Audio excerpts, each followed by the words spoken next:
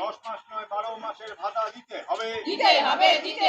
সারা Bangla mid day meal কর্মী union জিন্দাবাদ। সারা Bangla mid day meal কর্মী ইউনিয়ন জিন্দাবাদ। সারা বাংলা মিড ডে মিল কর্মী ইউনিয়ন মিড ডে মিলের স্বার্থে লড়ছে।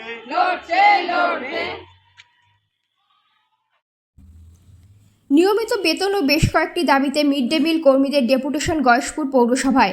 সারা বাংলা মিড ডে মিল কর্মী ইউনিয়নের পক্ষ থেকে গয়েশপুর পৌরসভায় পৌর আধিকারিকদের কাছে দাবি সনদ পেশ করলেন।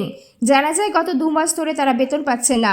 মূলত নিয়মিত বেতন সহ বেশ কয়েকটি দাবিতে এই দিন গয়েশপুর পৌরসভার গেটে বিক্ষোভ দেখায়।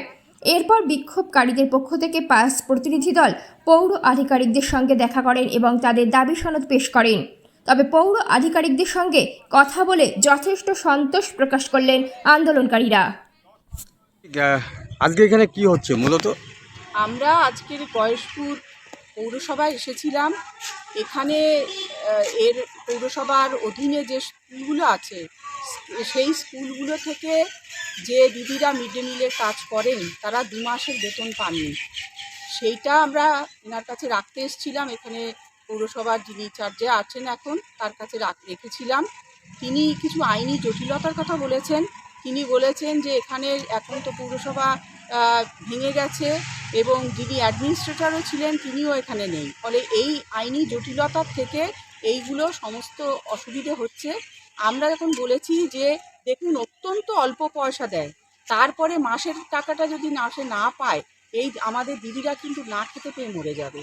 তিনি বলেছেন, একটা আশ্বাস দিয়েছেন, তারা দ্রুত একটা ব্যবস্থা করবেন।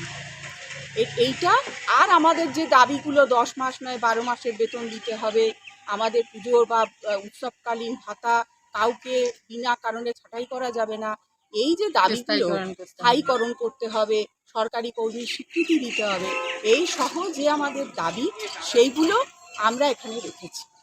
এই দাবি কার কাছে রাখলেন? আমরা এখানে সাহেব যে নিয়ে আছেন এখন, আমরা যে এখানে যে এক্সিকিউটিভ অফিসার আছেন তার কাছেই রেখেছি। তিনি সমস্ত দাবিটা শুনেছেন এবং তিনি মেনে নিয়েছেন যেদের অবস্থা সত্যিই খুব শোচনীয়। এই দাবিটা আমরা এসেছিলাম। কি নাম আপনার? আমার নাম নীলাঞ্জনা কর, সারা বাংলা মিড ডে মিল কর্মী ইউনিয়নের আমি রাজ্য সম্পাদক।